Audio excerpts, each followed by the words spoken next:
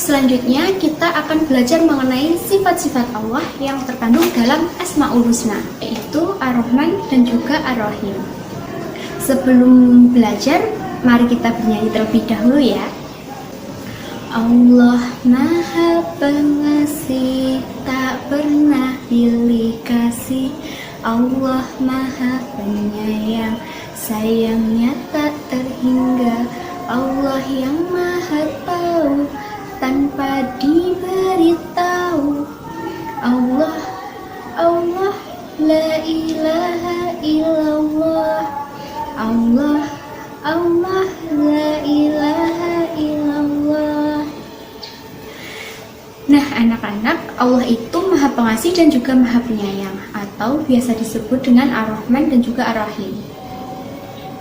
Ar-Rahman dan Ar-Rahim sendiri termasuk ke dalam Asmaul Husna. Asmaul Husna merupakan nama-nama Allah yang baik. Yang pertama kita bahas di sini adalah Ar-Rahman terlebih dahulu. Ar-Rahman memiliki arti bahwa Allah Maha Pengasih. Allah memberikan belas kasih dan kenikmatan kepada semua makhluk ciptaannya tanpa pilih kasih, seperti manusia, binatang, dan juga tumbuh-tumbuhan. Semua diberi rezeki tanpa dibeda-bedakan oleh Allah. Allah juga menciptakan bulan, matahari, langit, bintang, sungai, binatang, gunung, dan seluruh alam ini untuk kepentingan makhluknya. Dan itu semua merupakan bukti bahwa Allah bersifat Ar-Rahman. Yang kedua adalah Ar-Rahim. Ar-Rahim memiliki arti bahwa Allah Maha Penyayang. Allah selalu memberikan rahmat dan juga kenikmatan kepada hambanya yang beriman. Orang yang beriman kepada Allah akan diberikan nikmat yang luar biasa di dunia dan juga di akhirat nanti. Allah sangat menyayangi orang-orang yang beriman. Bagaimana sih cara kita bersyukur dengan kasih sayang? Cara kita bersyukur dengan kasih sayang adalah yang pertama, kita menyirami tanaman. Itu merupakan bentuk kasih sayang terhadap tumbuhan. Yang kedua, kita berolahraga. Itu merupakan bentuk kasih sayang kepada tubuh kita. Yang ketiga adalah menjenguk teman yang sakit. Itu merupakan bentuk kasih sayang kita kepada teman.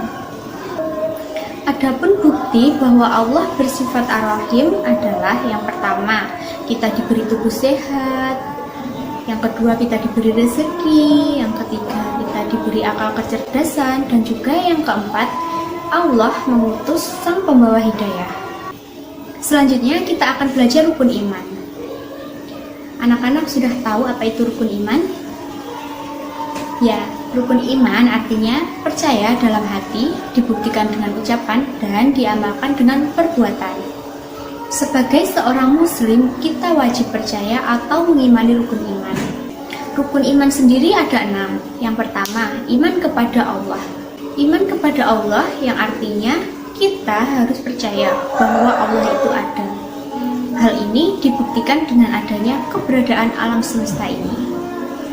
Yang kedua, iman kepada malaikat. Artinya kita harus percaya kepada Allah yang telah menciptakan malaikat dari nur atau cahaya. Malaikat merupakan makhluk yang sangat taat kepada Allah. Yang ketiga, iman kepada kitab-kitab Allah. Artinya kita harus percaya bahwa Allah telah menurunkan kitab-kitab kepada Nabi dan juga Rasul. Yang keempat, iman kepada Rasul, yang artinya kita harus percaya bahwa Allah telah mengutus Nabi dan juga Rasul untuk menyebarkan agama Allah. Allah membimbing manusia pada ajaran agama yang benar. Nabi dan Rasul yang wajib kita percaya ada 25. Yang kelima, iman kepada hari akhir. Artinya kita harus percaya akan datangnya hari kiamat atau hari akhir, yaitu berkaitan dengan kehidupan di dunia. Namun manusia tidak akan pernah mengetahui kapan hari kiamat terjadi. Hanya Allah yang mengetahui kapan hari kiamat itu akan terjadi. Dan yang keenam, iman kepada qada dan qadar. Artinya, kita harus percaya bahwa segala sesuatu yang terjadi adalah merupakan kehendak Allah. Usia, rezeki, atau jodoh sudah ditetapkan oleh Allah. Namun, kita sebagai manusia harus tetap berusaha.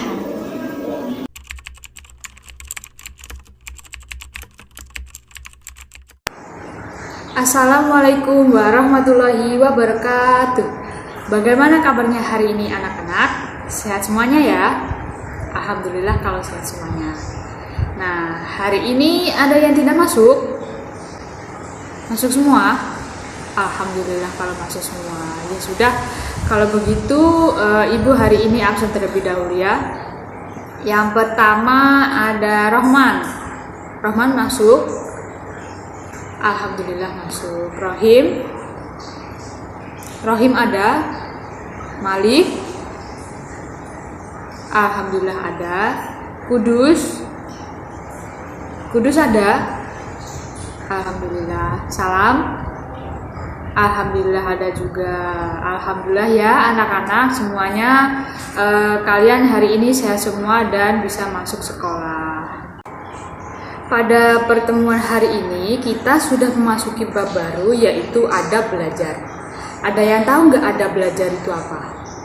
Ada yang tahu? Nah, adab belajar itu adalah kesopanan lahir batin oleh seseorang yang menghendaki sesuatu untuk merubah tingkah lakunya pada dirinya dan dilakukan dengan sengaja, baik bersifat jasmaniah maupun lahiriah. Dengan kata lain, adab belajar adalah suatu sikap tata krama atau sopan santun dalam proses belajar yang ditujukan oleh seorang murid. Seperti itu ya anak-anak. Jadi adab belajar itu seperti tingkah laku kalian pada waktu di sekolah, perilaku kalian waktu di kelas, dan lain-lain. Pentingnya memahami adab dalam proses belajar seseorang murid adalah sama pentingnya memahami tujuan pendidikan itu sendiri. Nah, hal tersebut terjadi karena dalam proses belajar seseorang murid memiliki peluang untuk menentukan keberhasilan daripada proses pembelajaran yang telah dilakukan. Pengertian adab menurut Syekh Muhammad Naqib Al-Attas yaitu adab adalah ilmu tentang tujuan mencari pengetahuan, sedangkan tujuan yaitu mencari pengetahuan dalam Islam ialah menanamkan kebaikan dalam diri manusia sebagai manusia dan sebagai pribadi. Nah, inti dari pengertian menurut tokoh tersebut yaitu menanamkan sebuah kebaikan dalam kehidupan pribadi mereka, seperti contohnya berkata baik, terus menanamkan kebaikan kepada orang lain seperti tolong menolong, tidak bersikap kasar, dan yang lainnya. Penanaman ilmu dalam proses belajar ditempuh melalui dua hal, yaitu yang pertama dilakukan dengan komunikasi interaktif antara murid dengan guru. Yang kedua dilakukan dengan proses pembelajaran yang hanya dilakukan secara mandiri oleh murid. Kedua hal tersebut menuntut adanya standar adab dalam teknisnya yang secara alami menuntut setiap individu yang berada di dalamnya untuk mematuhi adab tersebut, baik abstrak maupun nyata yang ditetapkan sebagai peraturan tertulis. Sebagai suatu proses, belajar hampir selalu mendapat tempat yang luas dalam berbagai disiplin ilmu yang berkaitan dengan upaya pendidikan. Murid tidak lagi memperhatikan adab yang menjadi modal dasar bagi kesuksesan dan keberhasilan proses belajarnya. Di samping itu, melihat kondisi pendidikan saat ini, seorang murid tidak lagi memiliki kecerdasan spiritual yang tinggi. Bahkan mereka tidak lagi dapat memanfaatkan ilmu yang telah dimilikinya.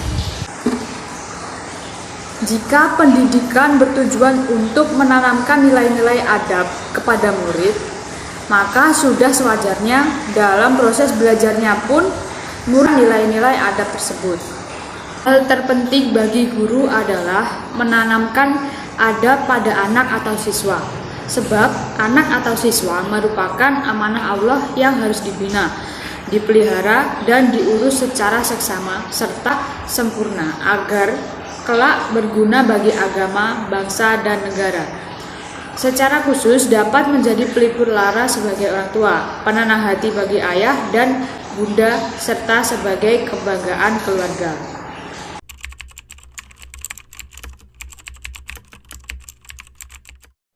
Assalamualaikum warahmatullahi wabarakatuh. Halo anak-anak, bertemu lagi dengan Ibu dalam pembelajaran Akidah Akhlak. Betul sekali. Alhamdulillah pada hari ini kita masih diberi kesempatan oleh Allah Subhanahu wa taala, masih pada sehat-sehat, segar-segar untuk ikut dalam pembelajaran Akidah Akhlak. Betul sekali. Meskipun dalam kondisi yang kurang baik, semoga anak-anak tetap bersemangat dalam mengikuti pembelajaran kali ini. Oke, jadi sebelum kita memulai pembelajaran, Ibu ingin bertanya dulu, apakah hari ini ada yang absen? Tidak? Oke, masuk semua ya. Alhamdulillah, berarti yang ada di ruangan ini semuanya sehat, semuanya pintar, semuanya semangat. Nah, sebelum memulai pembelajaran, seperti biasa, kita melaksanakan apa anak-anak? Betul sekali, kita melaksanakan tadarus. Nah, dalam tadarus kali ini, seperti biasanya, bagi yang sudah bisa membaca Al-Quran, bisa dibuka bukunya halaman 5 ya. Di situ ada surat Al-Baqarah ayat 83. Nanti dibaca bersama-sama dengan Ibu.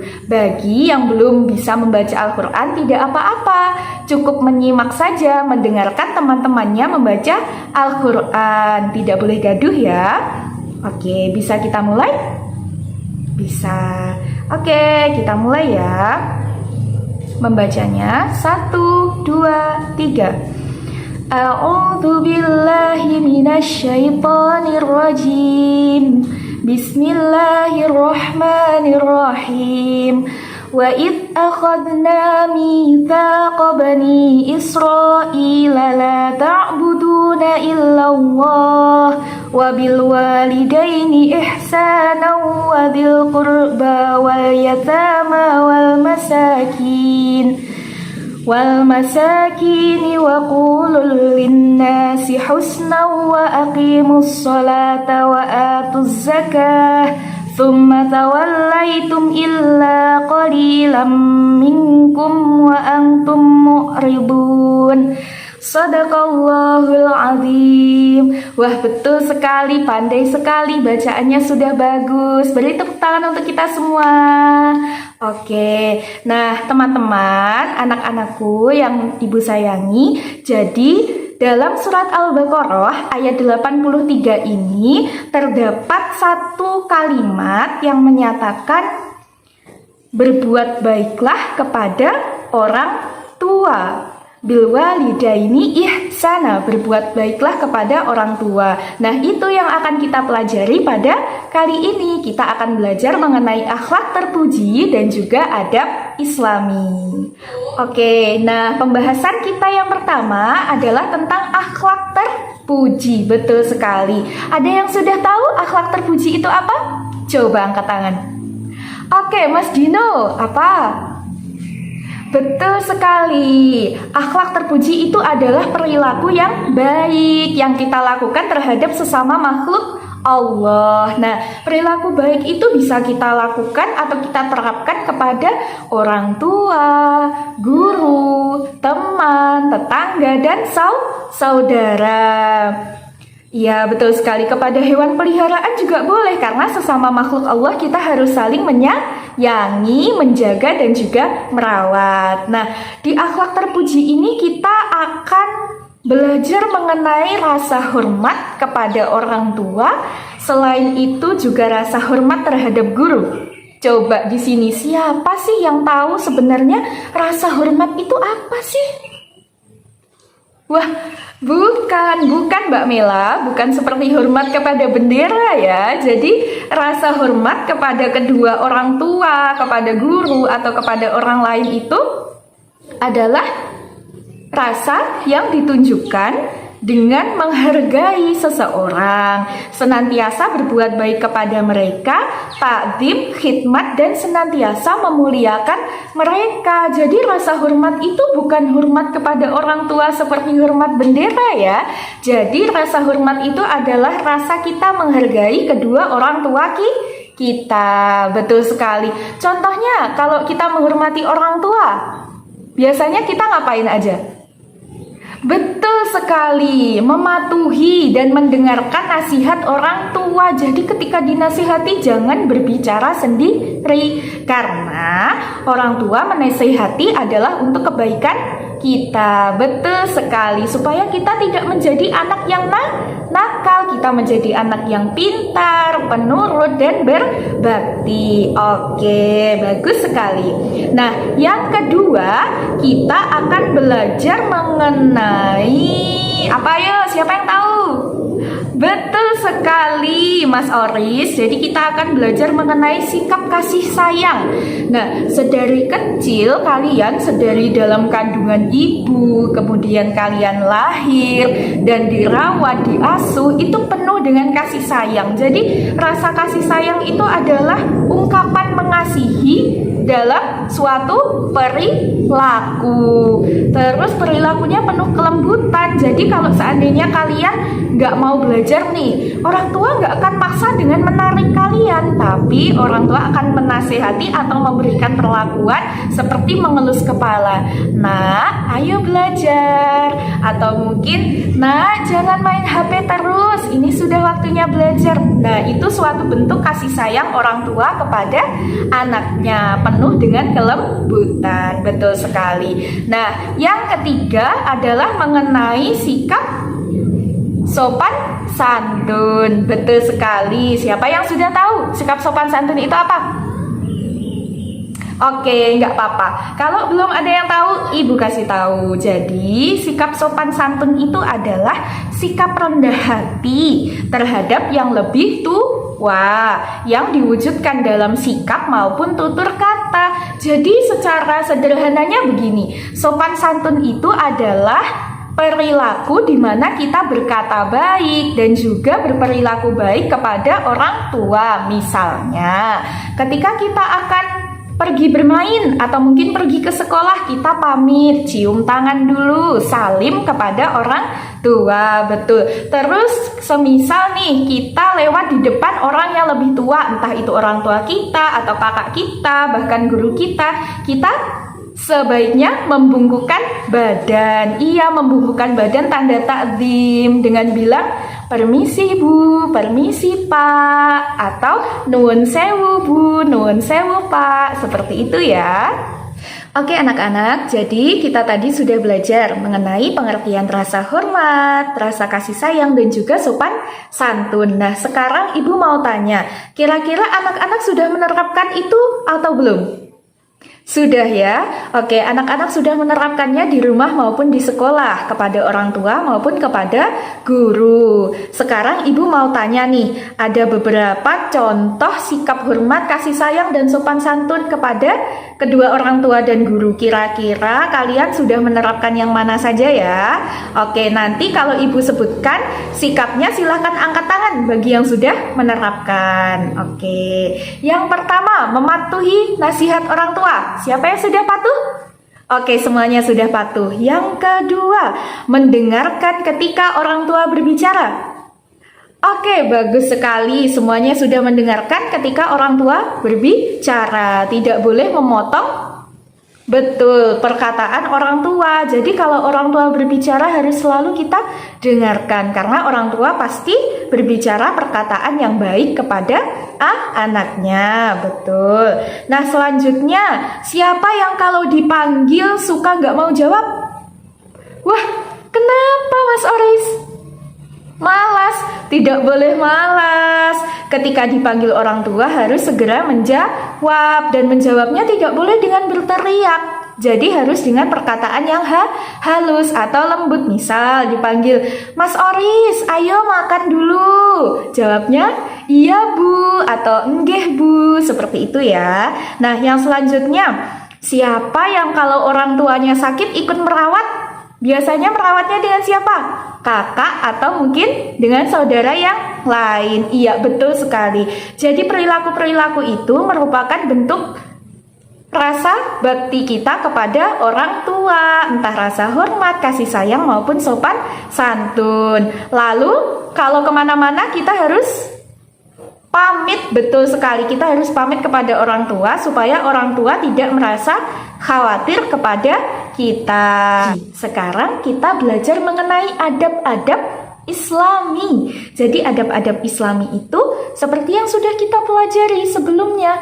Bagaimana cara kita bertutur kata, bagaimana cara kita bersikap jujur, dan bagaimana cara kita membiasakan perilaku antri. Oke, kita bahas satu-satu ya anak-anak ya. Jadi berkata baik itu merupakan suatu kewajiban yang harus dilakukan oleh umat muslim dan umat beragama apapun. Karena dengan berkata baik itu kita bisa menghargai perasaan orang lain. Jadi kalau misal meminta izin atau mungkin mau minta uang saku kepada orang tua, itu juga harus kita lakukan dengan tutur kata yang baik, seperti itu. Terus kalau bergaul bersama teman, contoh tutur kata yang baik itu bagaimana? Ya, betul sekali Mas Raka. Jadi kita tidak boleh mengejek atau mengolok-olok teman. Kita harus senantiasa bertutur kata yang baik dengan teman, mengucapkan 3 kata utama. Apa coba? Ini sudah Ibu peringatkan kepada kalian. Betul sekali.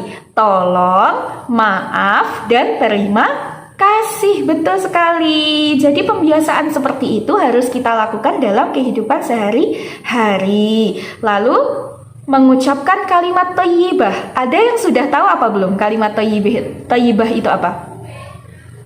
Belum ya? Oke, kita belajar ya. Jadi kalimat thayyibah itu adalah kalimat yang kita ucapkan ketika kita mendapat sesuatu yang baik maupun sesuatu yang buruk. Mendengar kabar baik maupun mendengar kabar yang buruk. Contohnya ya, yang biasa kita ucapkan ada alhamdulillah. Kata alhamdulillah itu kita ucapkan ketika kita mendapatkan rahmat atau mendapatkan nikmat dari Allah maupun pemberian dari siapapun. Nah, yang kedua adalah subhanallah. Subhanallah ini kita ucapkan ketika mendengar atau melihat suatu kabar kebaikan. Biasanya nih waktu pembagian raport, Ibu bilang, "Selamat ya Mas Dafa, Mas Dafa dapat nilai bagus nih." Nanti Mas Dafa bilang, "Alhamdulillah." Terus Ibu bilang lagi, "Nilainya 100 semua." Mas Dafa bilang, "Subhanallah." Seperti itu, mendengar kabar baik. Yang selanjutnya ada kalimat apa coba? Istighfar, astaghfirullahaladzim. Kita ucapkan ketika kita berbuat salah atau berbuat dosa. Oke, yang selanjutnya adalah kalimat Masya Allah. Kalimat Masya Allah ini diucapkan ketika kita mendengar atau melihat sesuatu yang tidak baik. Nah, kalimat thayyibah yang terakhir yang biasa kita dengar adalah kalimat tarji'. Apa itu kalimat tarji'? Betul sekali, kalimat tarji' adalah kalimat inna lillahi wa inna ilaihi roji'un. Biasa kita ucapkan ketika mendengar orang yang meninggal dunia atau ketika mendengar seseorang terkena musibah. Oke, betul sekali. Adab Islami yang kedua yang akan kita pelajari adalah berkata jujur. Lawan dari kata jujur apa? Bohong. Betul sekali. Anak-anak yang di sini nggak boleh loh ya suka berkata bohong, harus selalu berkata jujur kepada siapapun. Oke, jadi berkata jujur itu adalah mengatakan segala sesuatu berdasarkan apa yang kita dengar dan apa yang kita lihat. Tidak boleh ditambah-tambahi, tidak boleh dikurang-kurangi. Seperti itu ya. Contoh berkata jujur yang pertama, tidak mencontek saat ulangan. Nah, ini nih anak-anak, kalau seandainya kita mengerjakan ulangan atau tugas dari ibu guru, maka kita harus berusaha dengan kemampuan kita sendiri. Kita harus berusaha mencari jawaban dan juga belajar. Kalau tidak bisa, kita bertanya, bukan mencontek loh ya. Kalau bertanya itu kita ada usaha untuk tanya, misal, "Mila, jawaban kamu nomor 1 apa?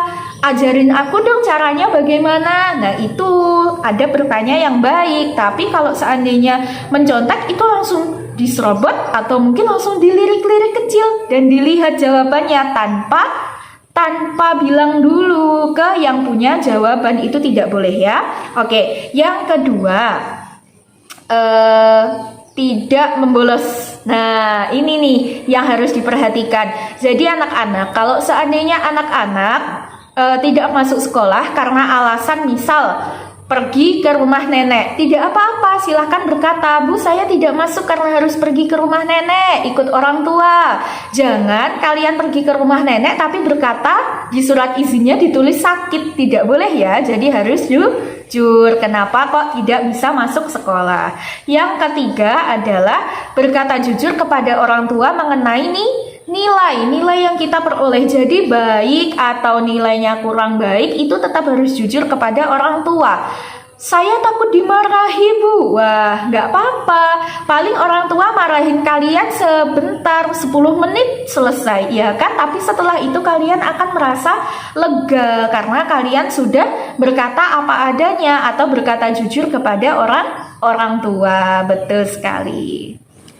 Adab terakhir yang akan kita pelajari dalam pertemuan kali ini adalah adab Islami mengenai antri. Jadi budaya antri itu adalah budaya melakukan segala sesuatu bergantian dengan orang lain. Contohnya apa?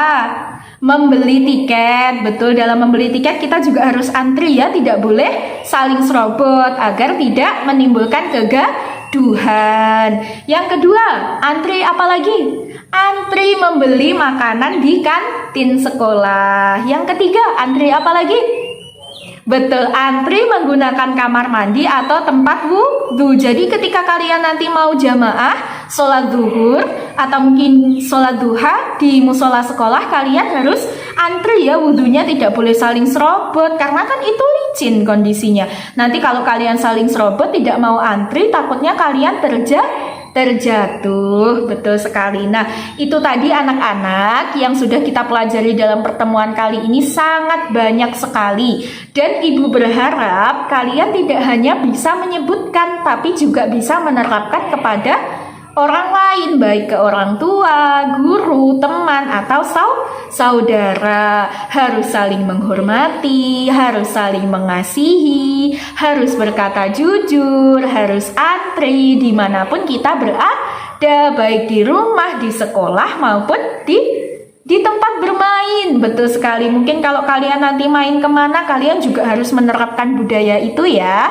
Oke, nah Ibu ingin mengucapkan terima kasih kepada kalian, anak-anak pintar, anak-anak hebat, atas semangatnya dalam pembelajaran kali ini. Semoga pembelajarannya bermanfaat, lalu kalian menjadi anak yang patuh, yang berbakti, yang soleh, yang solihah. Oke, jadi untuk tugas kali ini Ibu hanya ingin kalian berfoto bersama kakak, saudara, atau orang tua di rumah ketika kalian berpamitan. Nah, berpamitan sebelum berangkat ke sekolah. Fotonya nanti bisa dikirim ke grup ya. Ibu tunggu ya. Fotonya bisa dikumpulkan mulai besok atau besok lusa. Pokoknya besok lusa itu udah terakhir. Jadi kalau seandainya kalian mau berangkat sekolah atau berangkat bermain dan salim atau pamit ke orang tua, nanti silahkan difoto dan dikirimkan ke grup WhatsApp. Betul sekali. Nah, sudah cukup kali ini dari Ibu. Tetap semangat, tetap jaga kesehatan, dan juga jangan lupa melaksanakan